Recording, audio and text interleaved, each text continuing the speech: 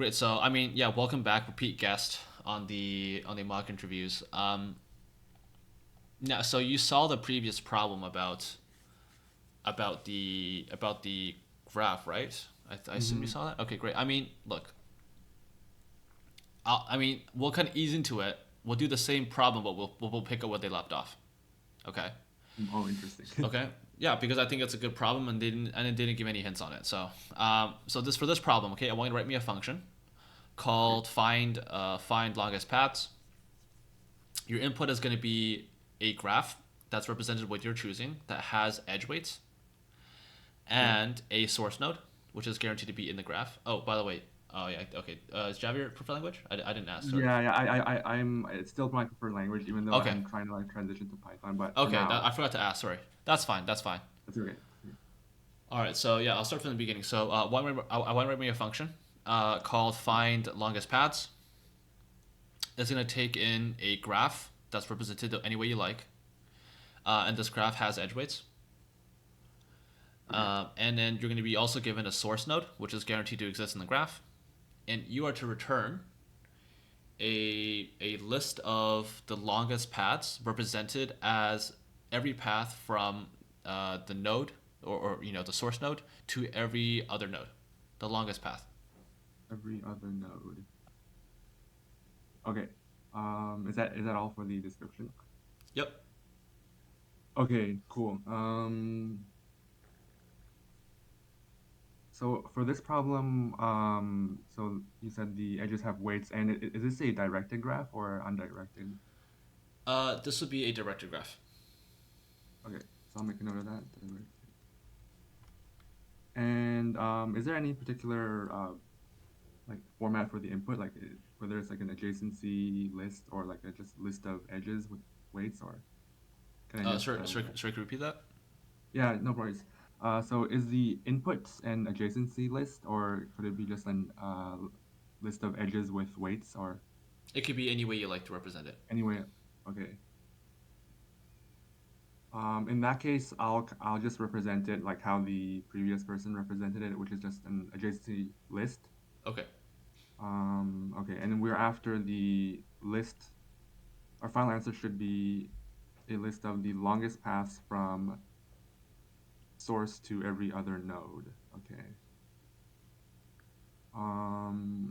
Another assumption I'll make is like the nodes are just represented by integers.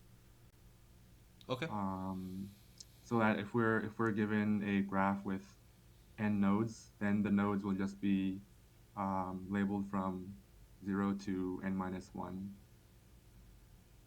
Um, and you said we're after the longest paths from the source node to every other node. That's right. Yeah. This kind of sounds like Dijkstra's. We could use like Dijkstra's, but like maybe a modified version of it, because in like the typical Dijkstra's algorithms, it's actually finding the minimum path from a given source node to every other node. But since we're trying to find the longest path from the source node to every other node, my thinking is just that we just need to make some slight modification to that algorithm. Okay. Um, Okay. so I'm just gonna go go off of like what I know about Dijkstra's, and then like make some modifications on the spot. I think I'm just gonna write out the signature for this. So I'm gonna call this. Uh, this is going to return a. It'll be a list of integer um, find longest paths, and it's gonna take a. It's gonna be an adjacency list. So it's gonna be a list of integer. Let's say graph.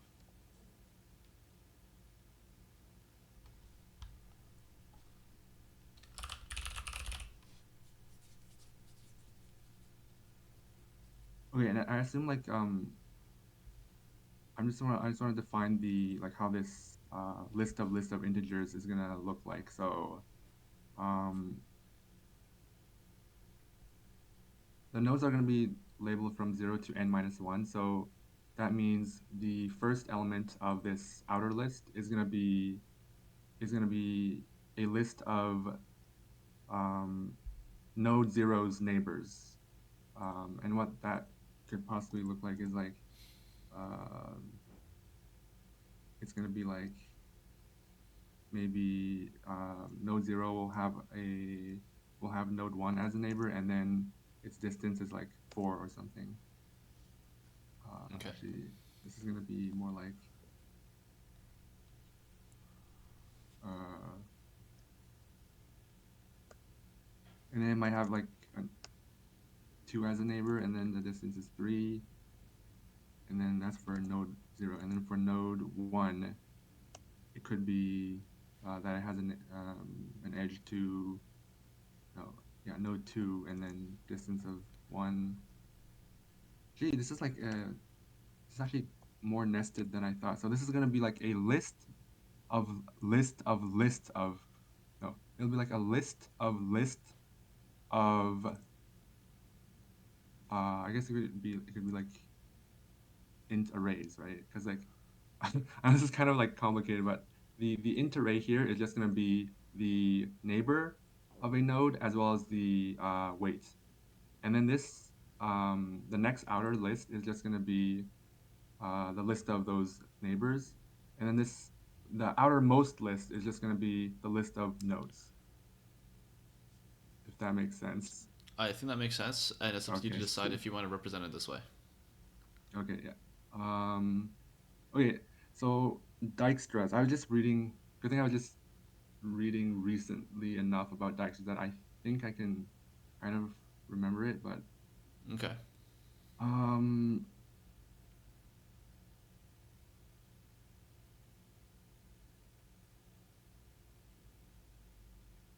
yeah, I'm just trying to like recount, just to recall it. Just give me 1 second.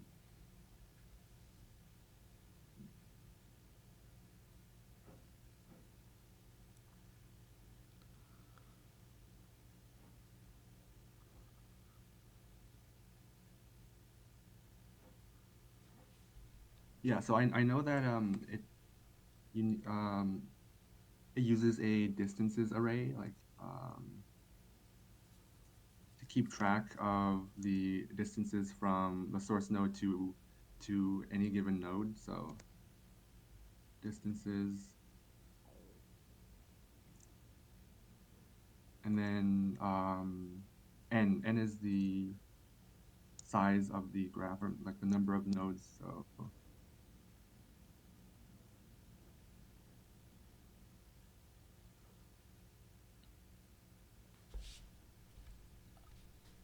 and then in Dijkstra's algorithm, the distances from the source to all the other nodes are initialized to the maximum value an integer could be. But since we are finding the longest paths rather than the shortest paths, I think we should initialize, we should fill the distances array with negative, like integer dot minimum value rather than integer dot max value, just to start off with.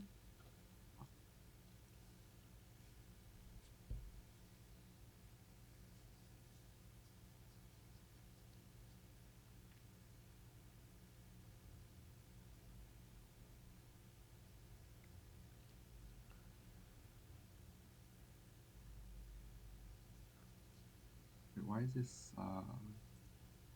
Oh, it's just that I don't have I'm not returning anything so far, so should be fine.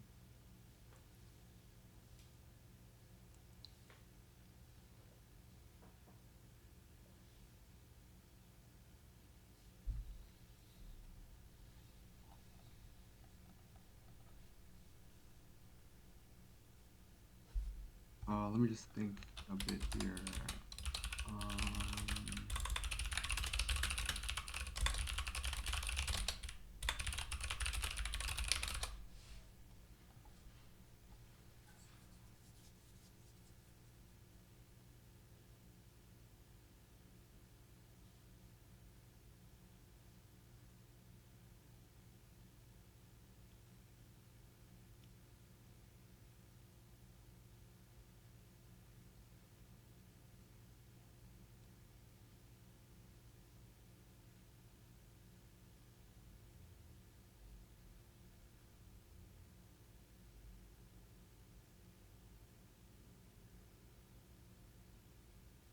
Yeah, I think yeah, the next thing that we need to do is like initialize a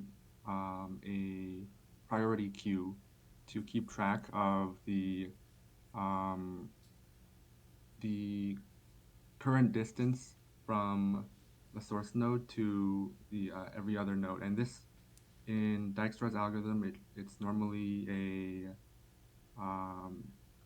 min heap, since we're trying to minimize find the shortest distance to every other node. But since we're after the longest paths, I think we could use a max heap to store the distances to the current distance from the source node to every other node. Um,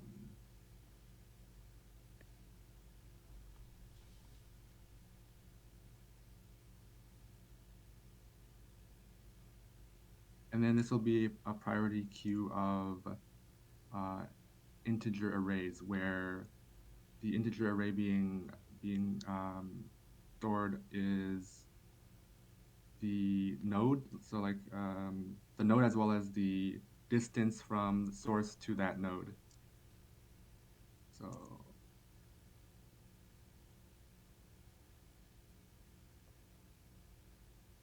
and then the thing that we are comparing, we are using to compare these integer arrays is actually the second value, which is the distance from the source to that given node. So it will be we'll need a comparator function.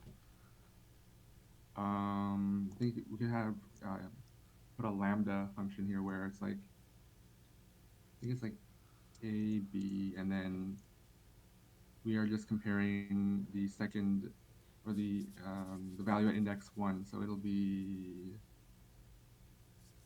a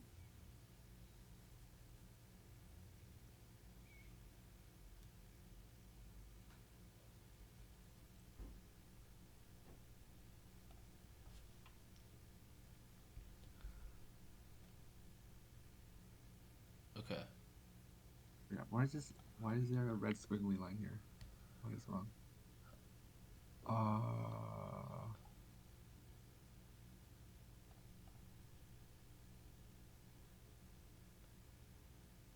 Is it just a okay, semicolon? How does this work? I do that. I think we Oh, do that. You have to write return, right? yeah, but if I don't write return, okay. Oh, now it's gone. Okay. Now it's gone. Okay, fine. Yeah, and then yeah, the thing we do is we first add the source node to the priority queue, and then um, the distance from the source node to itself is obviously just zero, right? So um,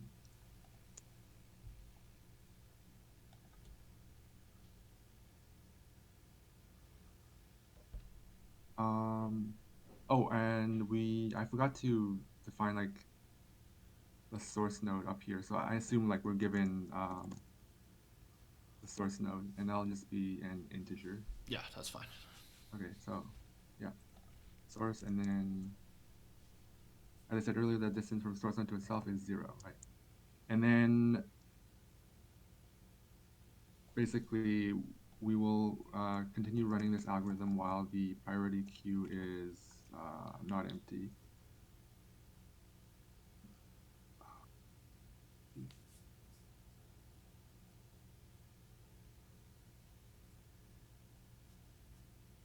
What we'll do is we need to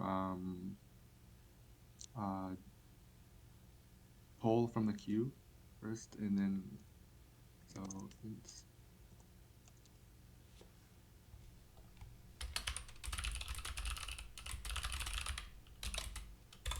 and then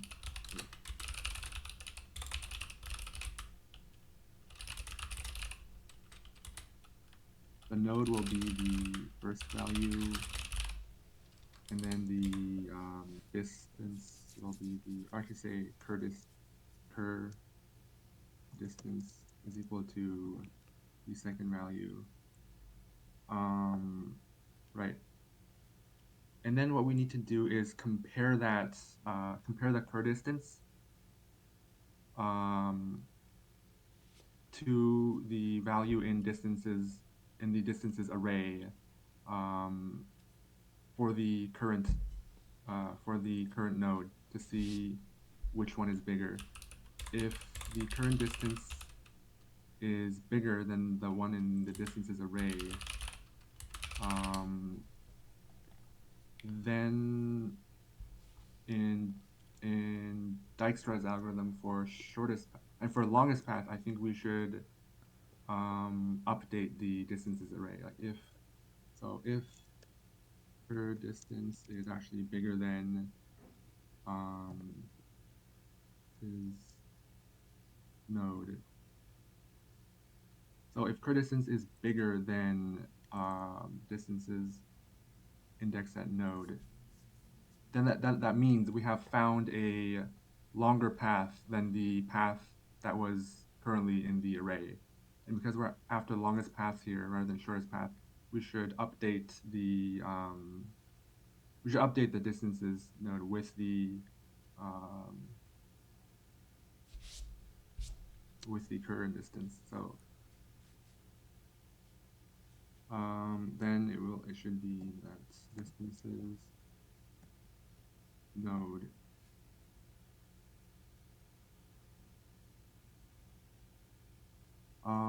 wait a sec. Might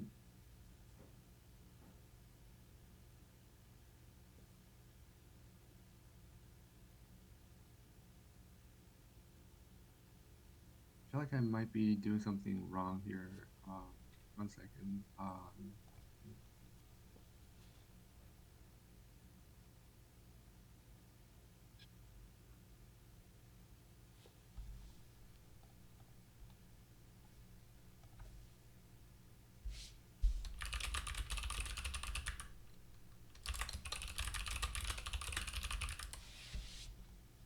I think before we do this over here, we can check if the current distance is shorter than distances indexed at node. In that case, um, we don't need to do anything, so we can continue. But then otherwise,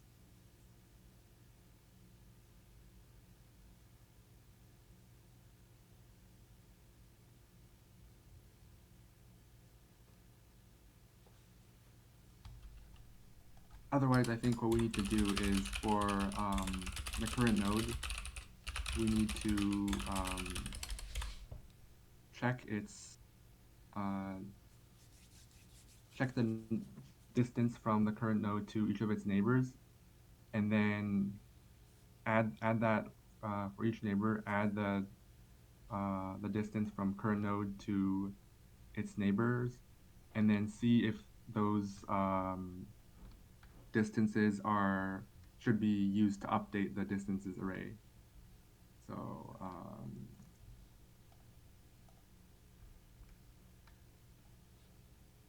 this will be list of. So what I'm doing here is I'm checking the neighbors of current node. So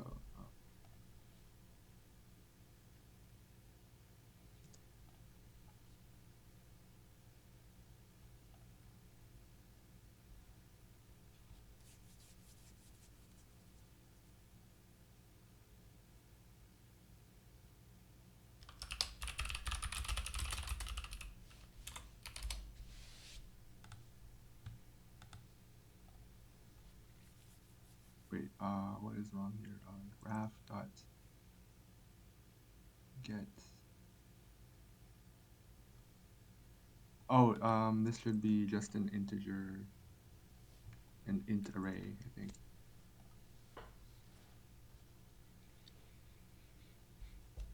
And this should be cursor. Oh, actually just node.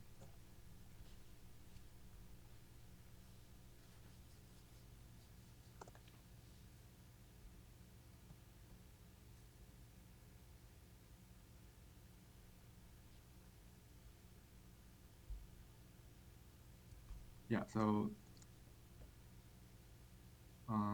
actually this will just be edge, and then the neighbor will actually be the first value, and then the distance. I should call it weight, I guess. Weight is equal to, and then the new distance will be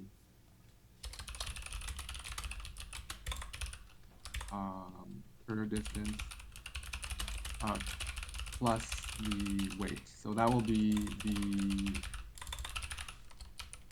this new distance will represent the distance from the source node to this neighbor right here. And then what we need to do is check if this new distance is greater, if it's greater than the distance in the distances array. In that case, we would need to update the distances array. So is greater than distance.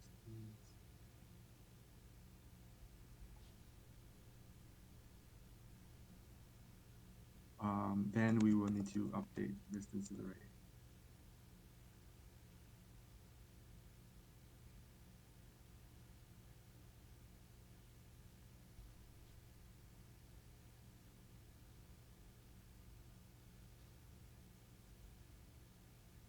Yeah, and then we would need to um, add this new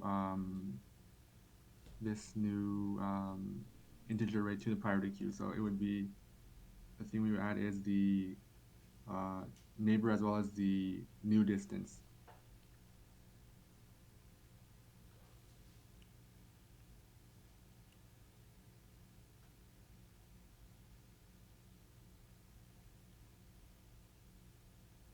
Right. Right, and then we keep on doing this until there's nothing left in the priority queue, and then at that point, um, there should be at that point the distances array should be filled with the values representing the longest path from the source node to all the other nodes. So then we should uh, return distances. Actually, this should be distances is an int array, right? Yeah.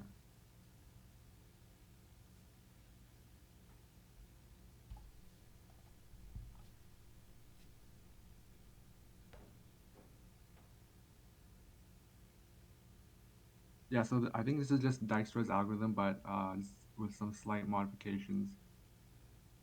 Okay.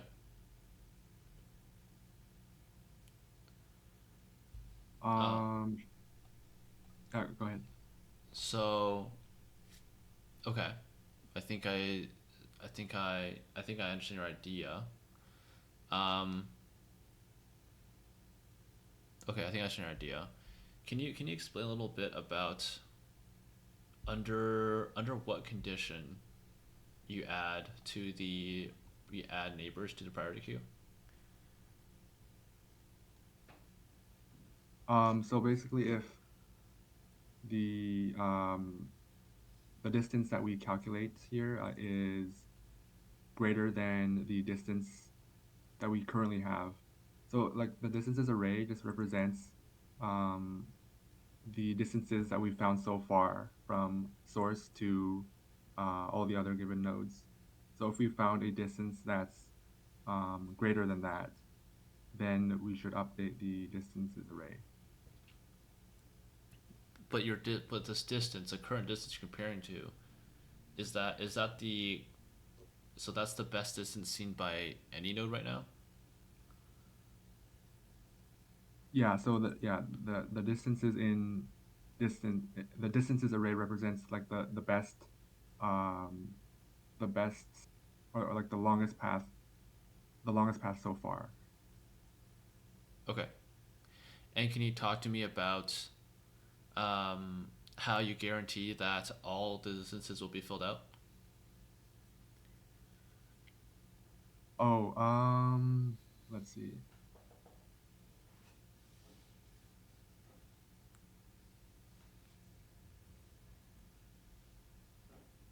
Can it be guaranteed that all the distances will be filled up?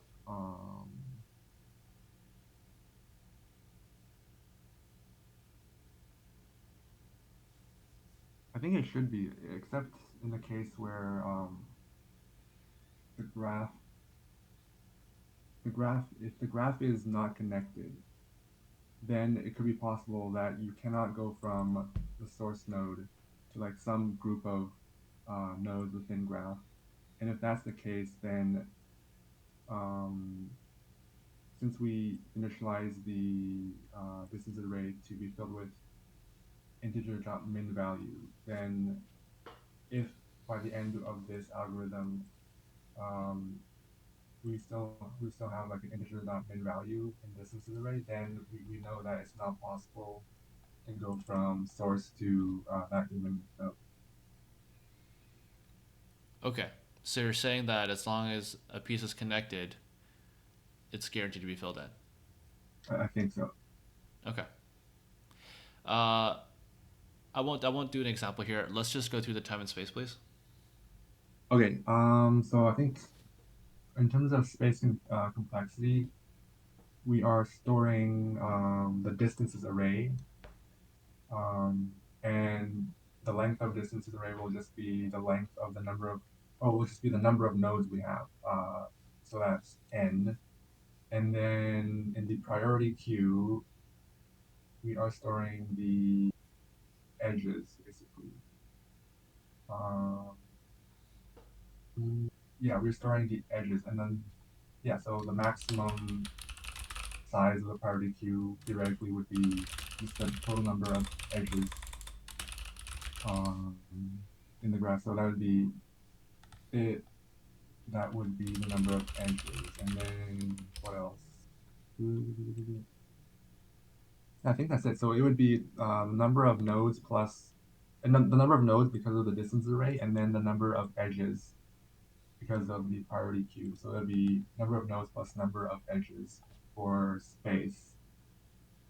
And then in terms of time complexity, I think the bottleneck would be here in this while loop. Okay. Okay, let me think about this. Time complexity. So while this is not.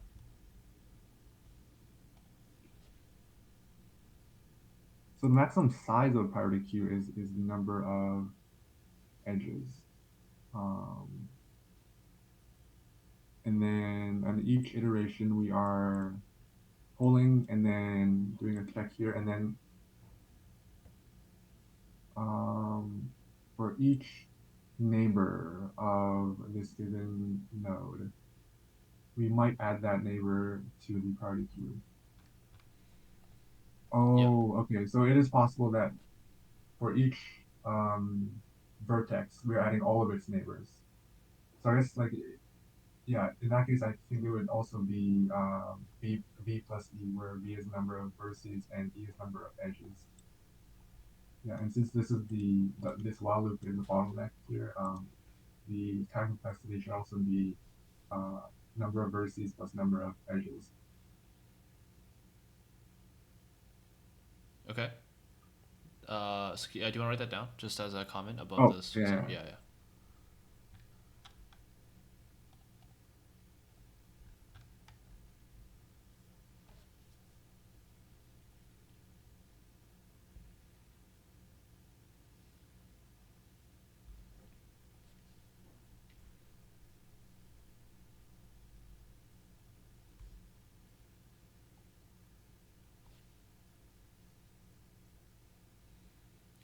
Okay. Oh yeah. Okay.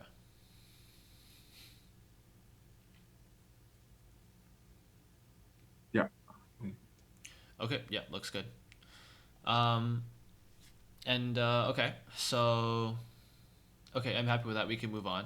Actually, before we move on, just for for my consideration here. Um, does the problem change if it is a undirected graph? If it's an undirected graph, let's see here.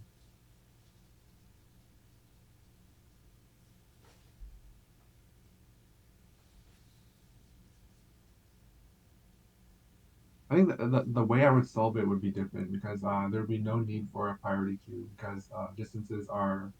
Oh, sorry. Never mind. You said undirected, not unweighted. Yeah, Sorry about undirected. that. Yeah. It's undirected. Let's see. So if it's undirected,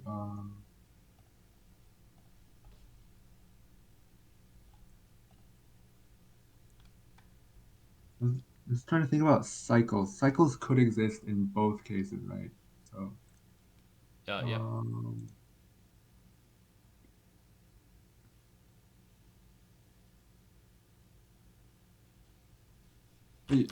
my gut instinct says no. But I'm just trying to think why.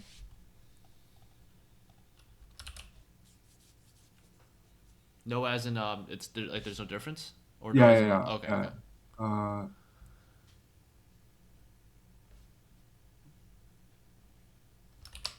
yeah, because like the difference between directed and undirected is just that it's like which nodes you can visit from a like undirected graph is literally just a subset of directed. No, directed graph is just a subset of undirected graph where you can go back to your you might not be able to go back to your parent. So because it's a subset, then I think if you're going from like directed graph to undirected graph, the conditions in which you solve the problem should be loosened because directed graph is just a subset of undirected graph. So that's why I think like there would not be a change here. Okay, Uh, yeah, I cannot. I don't think I can formally prove it right here, that's fine. but Okay, no, that's just for intuition. Okay, that sounds good. Let's move to the next problem then. So the second problem here will be unrelated to the first. okay, Okay, this problem is called merge intervals. So in this problem, I would write me a function called merge intervals. The input is okay, going to be an array of intervals, and an interval, a specific interval, is a too long array hmm, containing a start and end number, yeah, and then you are to return a list of intervals as well, where there are basically as few elements as possible because you have merged all relevant intervals. okay, I see. Okay, um, in the definition of an interval, is it guaranteed um that the first value of the interval is smaller than or equal to the second value? No, not guaranteed. Not guaranteed. So it could be the case that we have an interval like 2 and then 0, right? Yep, that's a valid interval. As well as like 1 and 1 like 4. Those could exist in the same input, right? Yep. Okay. Because I was thinking like if yeah, that might make it a bit harder. We want to merge these intervals, and are the would we merge an interval like this, or two intervals like this? So if the first one is like 0, 4, and then the second interval is like 4, 6, would this turn into 0, 6? Uh, yes, I would.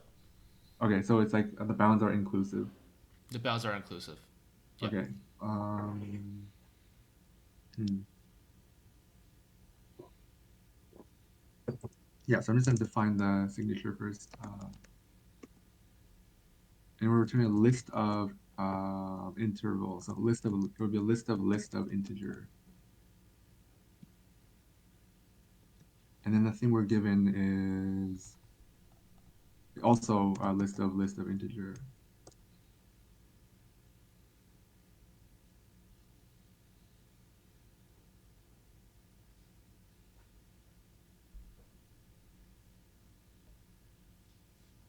Okay. I think it might be useful to like sort the intervals by by either like the start time, like the first value, or aka like the start time of the interval.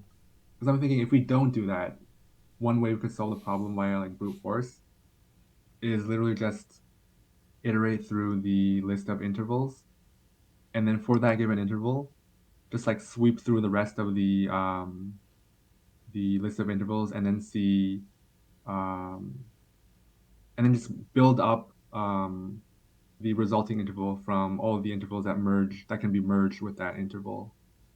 And then once we have that uh, like big interval,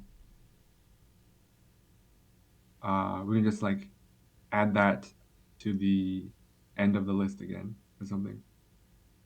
That seems kind of inefficient. Um,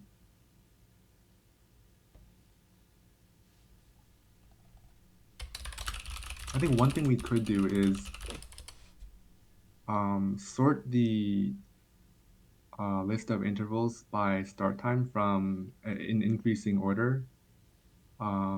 After we've kind of fixed the input so that we don't have cases where we are going like the start time is actually greater than the end time. Um, I think if we do that, then one thing we, one thing we could assume is that because all the intervals are sorted by start time, once we've merged all the once we've merged all the intervals that can be merged with the interval at index I, we don't have to like worry about um, we're guaranteed that like no other intervals can be merged with the interval at index I because they're they are sorted by start time. I don't know if that made any sense, but basically, I don't know if I should just give an example or if I just code it out and then like walk through a test case. I think I'll first code out like what I mean, and then I'll maybe if I have time walk through an example. Okay. Yeah. So when we to clean the input first, we need to make sure all the intervals are they have the start time at the start time is less than or equal to the end time. So basically, for this integer in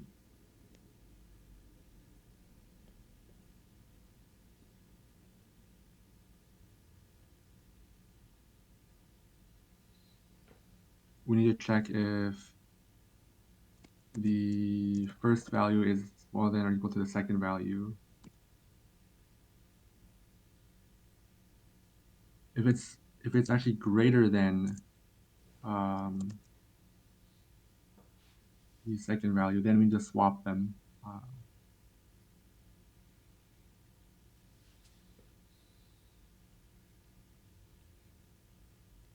I think we just like create a new list of intervals for like the sanitized input. So list.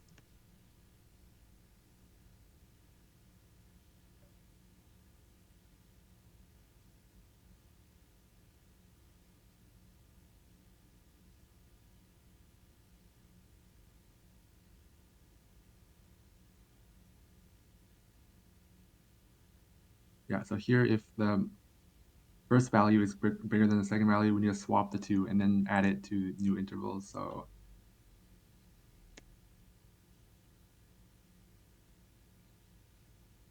um, I wonder if we can do something. This might be a situation where I'm not familiar with the syntax. Like, can you do like um, arrays dot as list, and then it will be interval dot get one, and then interval dot get zero. I don't know if that works.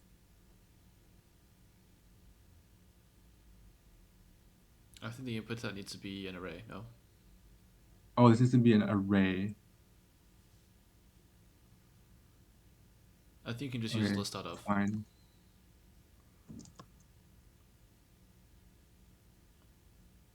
See, this is why I need to switch to Python, because in Python there'd be like an easier way of doing this.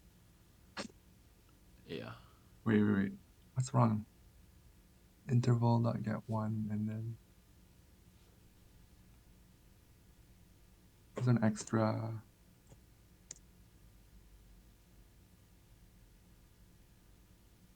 No, um,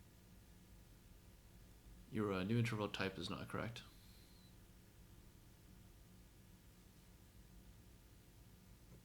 right. Oh, right. Okay.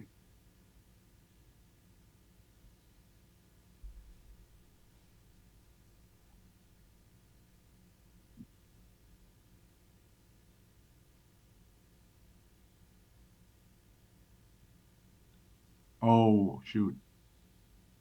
As list actually returns in um, a primitive int array, whereas I want a list of integer.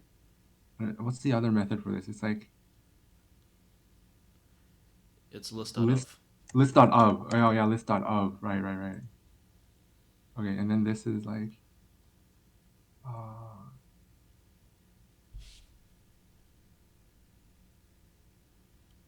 appends the specify element and blah.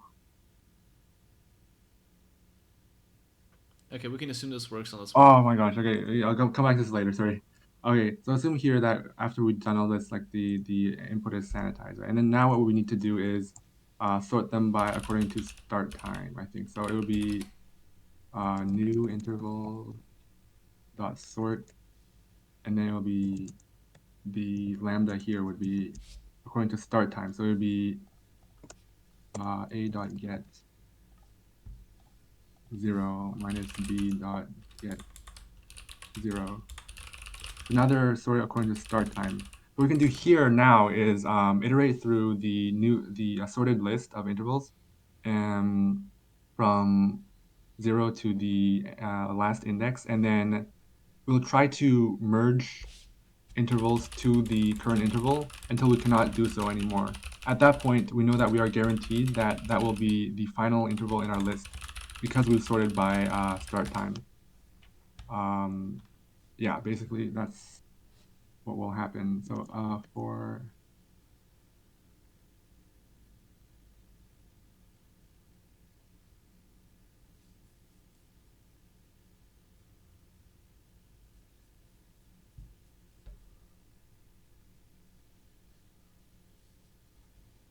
actually, I think this should be a for would be the other type of loop.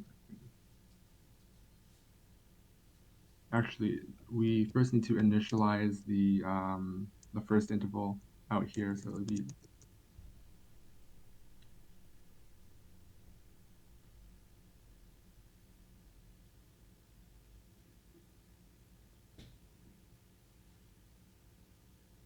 right, and then this will now start at index 1.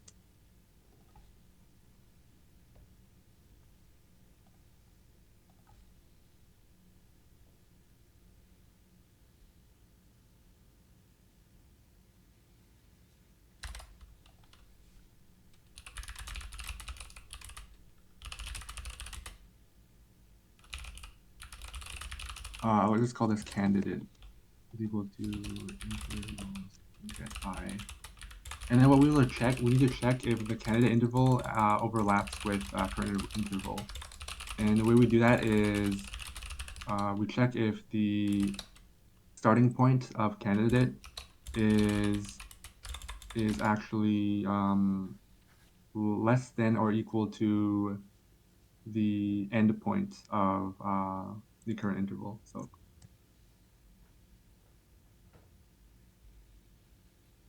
check if the starting point of the candidate is less than or equal to the uh, end point of the current interval.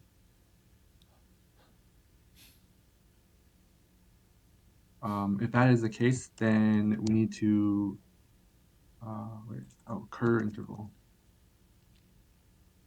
If that's the case, then we need to merge the two by setting the endpoint of cur interval to be the maximum of the endpoints of cur interval and the candidate interval. So this will be cur interval dot set. Um, it'll be math dot max candidate dot get I and then candidate dot no cur interval dot get I. Yeah. So that's the case if it does overlap. If it does not overlap, then we know that we can keep current interval as is and just add it to the result array. So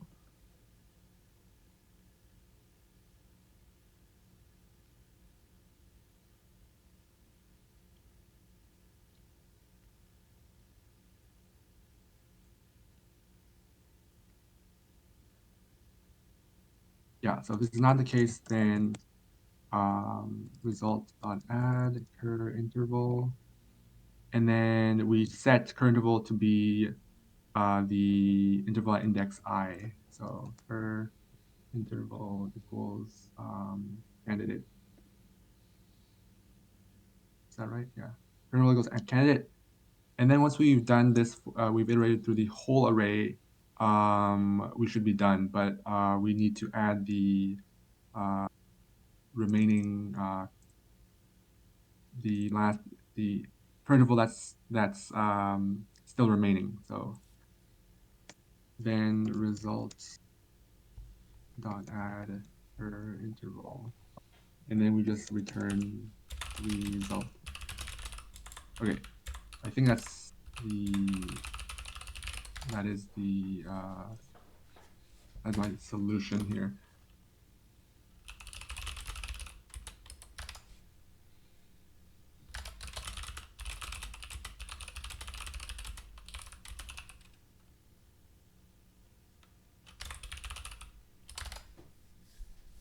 Should I go over a Okay, test no, case let's or just go over this time time case? complexity quickly, and then we'll go to the feedback. Yeah. Okay, so in terms of time complexity, we are sorting. We are like doing some sorting. And where am I doing the sorting? Oh yeah, here. Here's sorting. We're sorting by start time. So that should take n log n time, where n is the size of the intervals array. Everything else is just a linear scan of the intervals array. So bottleneck is line 73. So in terms of time complexity, I think it should be n log n.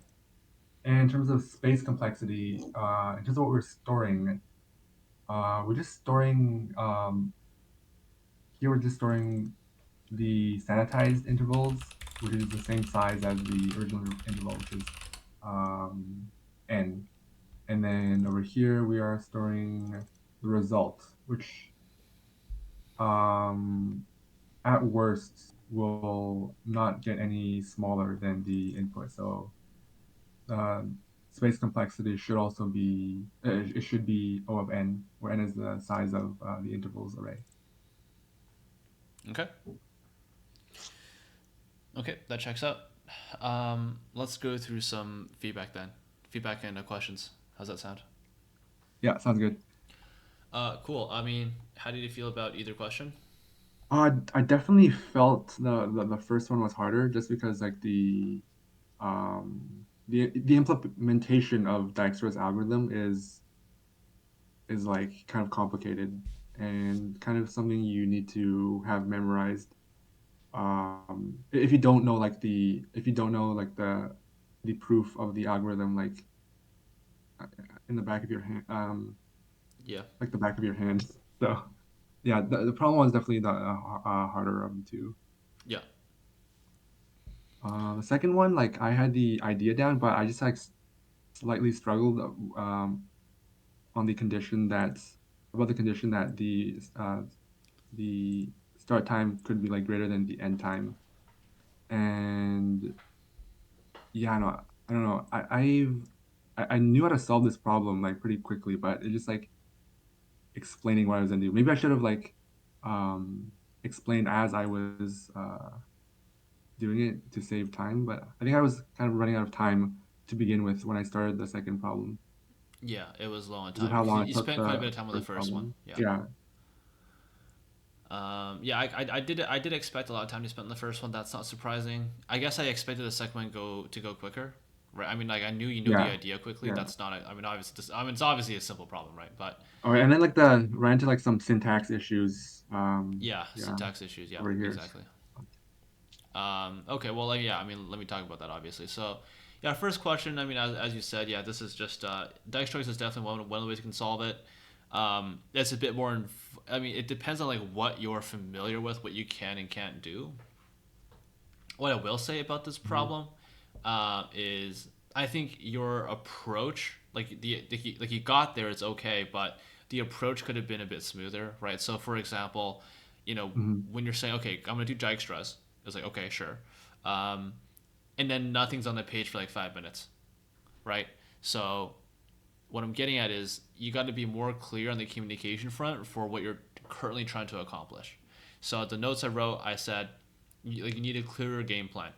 So for example, Dijkstra's, okay, Dijkstra's, you know you have a queue, you don't know what the conditions are, you don't know what you might add, you don't know how to get the neighbors, that's okay, right? But just start writing some comments down, start writing some pseudocode down, so that there's at least something on the page, so that the interviewer could more easily help you if they need, right? Okay.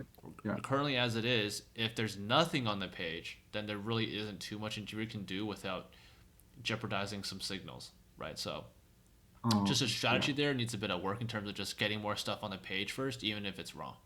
So there's something that they Okay. have to look at, right? Right. Yeah. Another thing I will say is a bit. I think this is a bit of an autopilot thing. I'm not sure what the reasoning here is, but like you have a priority queue, which is correct for Dextras. Obviously, you have to have a priority queue. One thing I will say, right, is that you're doing increasing weights, right? A1 minus B1 is increasing weights.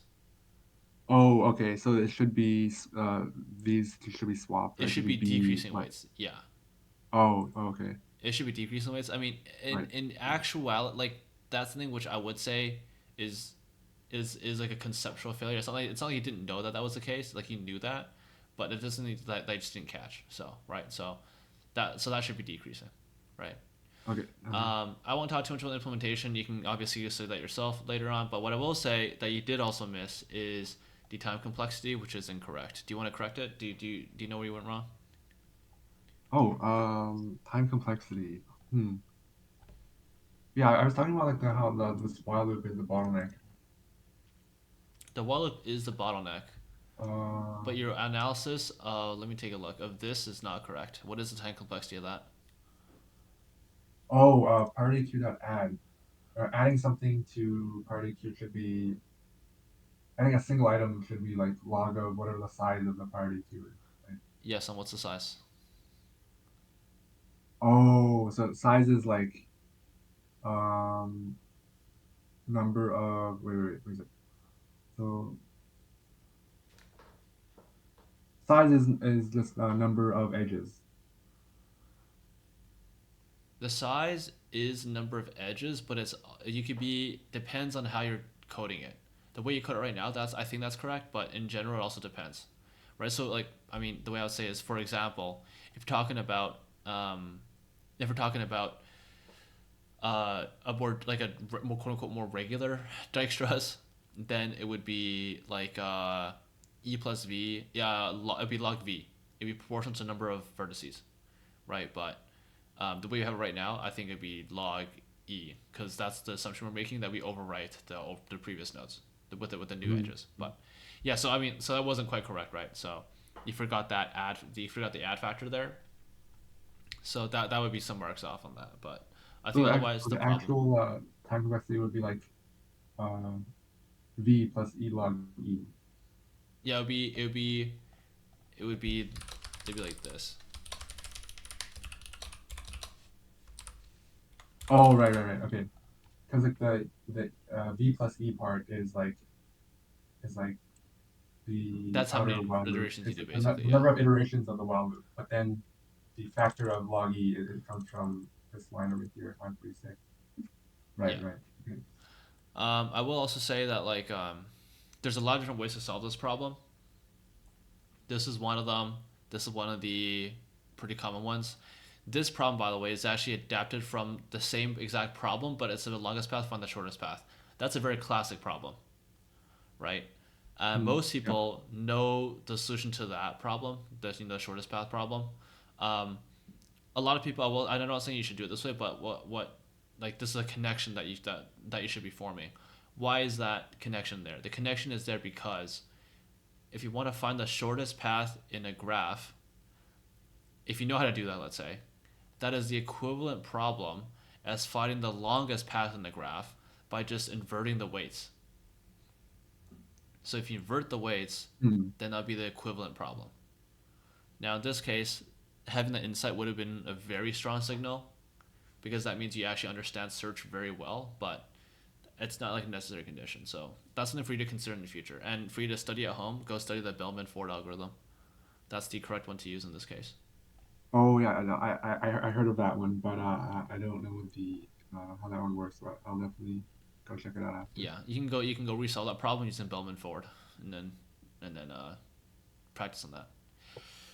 Okay. Otherwise, yeah, second problem, really, I mean, really not much to say. Your syntax was just off, but the problem is fine. I will actually quickly comment that like whenever you're fixing data, that's okay for your own sake, but like that's just an unnecessary pass through the data, right? Like, why do you need to fix the data? You can just have more logic in the comparator.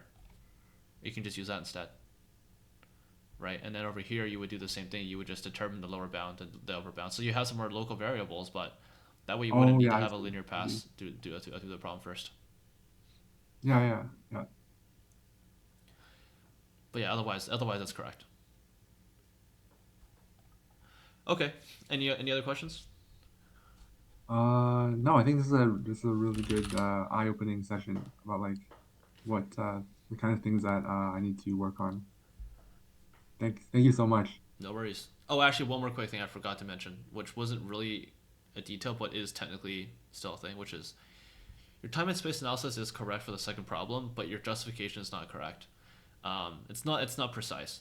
The reason it's not precise is because the sorting algorithm, as you said, takes n-log in time. That's correct, but it also takes O of n space. So it didn't matter to justify the space complexity using this array list as just the only source of the space. In reality, even if you didn't store the results, the sorting algorithm itself would also use linear space. So you missed that in your analysis. Oh shoot, right, right, right. Actually, like, what does what's the algorithm that's used behind the scenes for sort? I'm not too sure. For objects in Java, it's tim sort. For primitives, it's quick sort. Oh wait, Tim sort. Okay, yeah, I gotta look into that Tim sort. Tim sort is just merge sort with a more optimal base case. Oh, okay, and then merge sort is it takes and is of n space, right? Right. And also the merging, which is, well, not merging, the merging of the call. I mean, just go study it. Okay, yeah. Okay, anything else? No, I think yeah, a lot of good ground was covered. Thanks. All right, then, yeah, thanks for joining. Take care. You too. Bye. Bye bye.